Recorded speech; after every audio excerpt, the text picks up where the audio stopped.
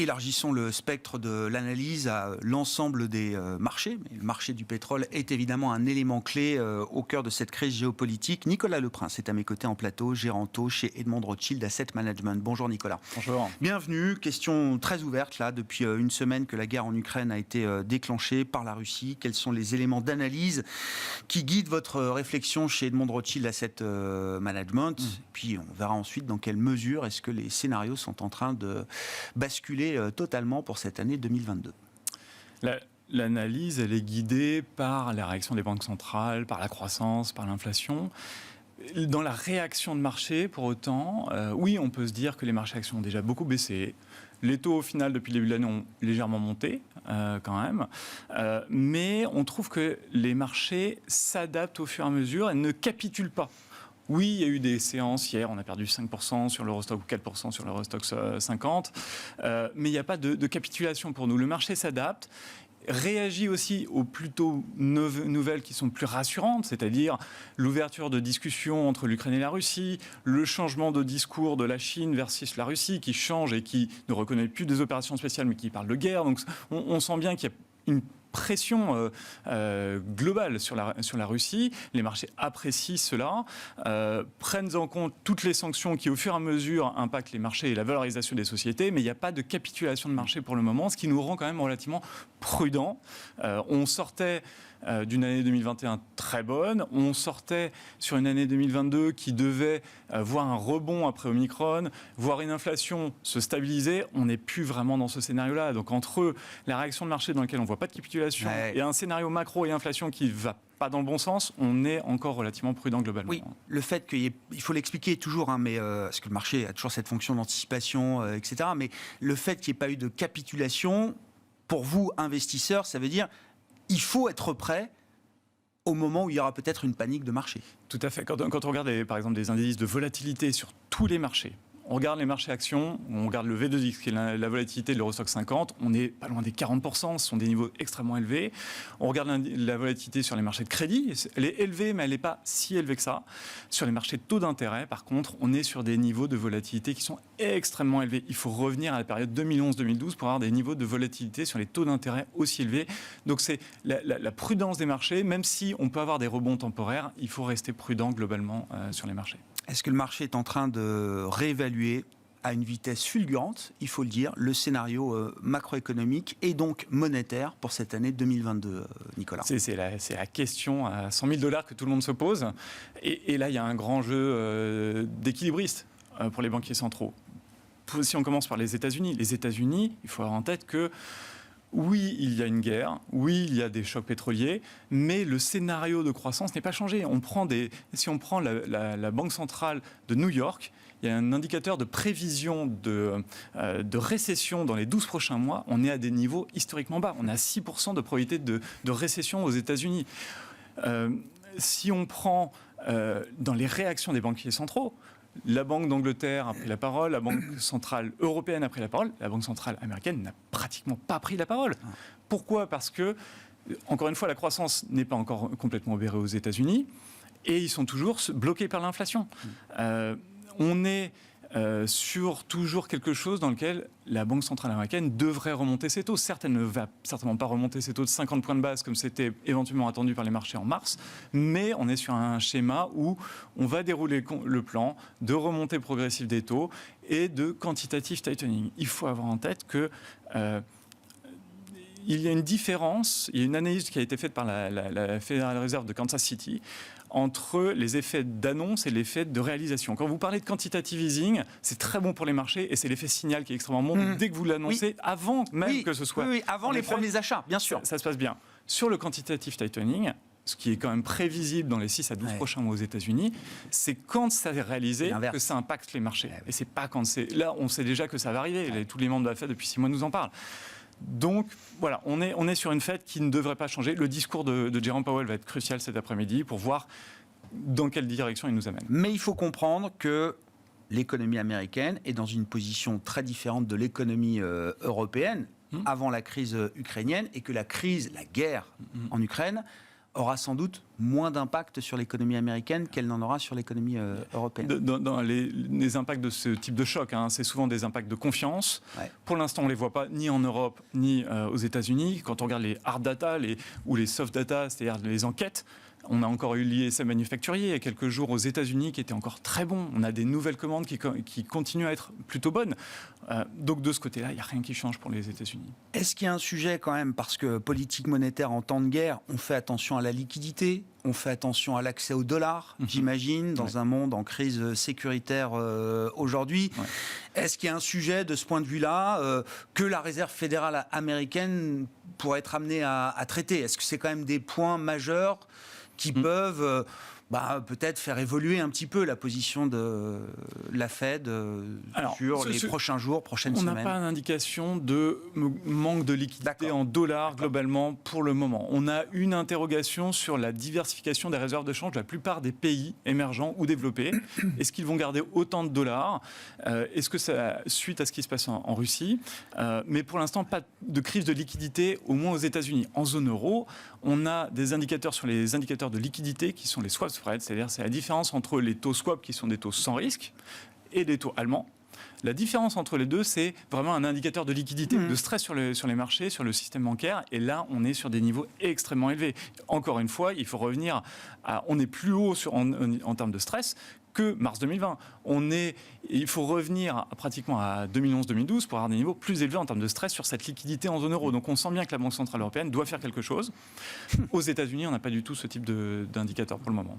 Oui, c'est-à-dire que la Fed doit continuer de faire ce qu'elle avait prévu de faire. La BCE va devoir se montrer créative, je ne sais pas si le mot est juste, mais quel est le risque auquel l'économie de la zone euro fait face aujourd'hui? Est-ce que c'est un risque de stagflation? Est-ce que c'est un risque de récession? On parlait d'un choc pétrolier majeur, peut-être en formation dans les prochains jours, les prochaines semaines. Je ne sais pas si la BCE aura toutes les réponses le 10 mars prochain, mais forcément, j'imagine que la balance des risques a été complètement bouleversée, là. Oui, exactement. Première chose, c'est que ce qui est bien, c'est qu'on est encore bien en amont des réunions des banques centrales, donc on est encore en dehors des quiet periods et peuvent encore s'exprimer. On disait tout à l'heure qu'on a Lane qui va s'exprimer, on a Lagarde qui s'est exprimé, on a des membres de la Banque d'Angleterre qui se sont exprimés également. De ce côté-là, ils auront du mal à réviser leur scénario de croissance fortement à la baisse dans les prévisions qu'on aura au mois de mars. Ce qu'ils vont nous dire, c'est qu'ils vont élargir la distribution en disant que les risques sur la croissance sont beaucoup plus importants. Ils vont nous dire que les risques sur l'inflation sont bien orientés à la hausse, ça ils nous l'avaient déjà dit, mais sur la BCE, il faut avoir en tête que les attentes de croissance dans les derniers chiffres macroéconomiques de la BCE, sur 2022 c'est 4,2%, c'était 2,9% en 2023. Certainement ça sera revu à la baisse. Les premières estimations des marchés sont pour une baisse peut-être de 0,5 à 1%, si on en reste là. Et que dans 6 mois, je ne dis pas qu'on ne parle plus de la crise ukrainienne, on est sur quelque chose qui passe. Qui se dans le temps, oui. Avec un chemin de croissance qui reste bon. On est censé sortir d'Omicron, avoir un rebond. Le rebond, il aura lieu. Au lieu d'avoir peut-être 8% de croissance au deuxième trimestre cette année, on n'aura peut-être plus que 6. Si on en reste là avec peut-être 0,5 ou 1% de croissance en moins, oui, c'est gros pour la zone euro, mais ce n'est pas matériellement différent d'une croissance qui est au-dessus du potentiel globalement en zone euro. Donc il n'y a pas de changement sur la Banque centrale. Donc il faut faire attention à la stabilité financière. Il faut faire attention au chemin de croissance. Si on regarde les hard data et les soft data, on a les attentes, excusez-moi, côté des chefs d'entreprise allemands qui sont toujours plutôt bons. Pour l'instant, on n'a pas de choses qui se grippent en zone euro. On a un souci sur l'inflation que les gouvernements vont devoir adresser. Parce que faire un bouclier contre la hausse des prix des matières premières pour éviter une baisse de la consommation trop forte, c'est vraiment quelque chose qui est discuté à la Commission européenne, qui a été fait partiellement par la France avec le bouclier inflation, qui doit être généralisé, sur lesquels, par exemple, le Premier ministre espagnol s'est déjà étendu sur le fait qu'il fallait certainement revoir et ne pas respecter les règles budgétaires européennes globalement. Et donc le risque pour la BCE, à ce stade, c'est toujours le risque d'une spirale prix-salaire déclenchée notamment par la forte hausse des prix de l'énergie, gaz, pétrole, électricité, etc., qui se répercute en cascade désormais sur un certain nombre de produits, d'items, voire de services. C'est toujours ce risque, la boucle prix-salaire là, qui va être surveillée par la Banque centrale. Quand on voit le chiffre d'inflation qui est sorti à 11h, 5,8%, on sait il y a 3,5% qui viennent de l'énergie. Ça monte, ça va continuer à monter, ce qui fait qu'on sera bien au-dessus. Les autres catégories continuent à monter. Quand on regarde l'inflation cœur, elle est à 2,7%.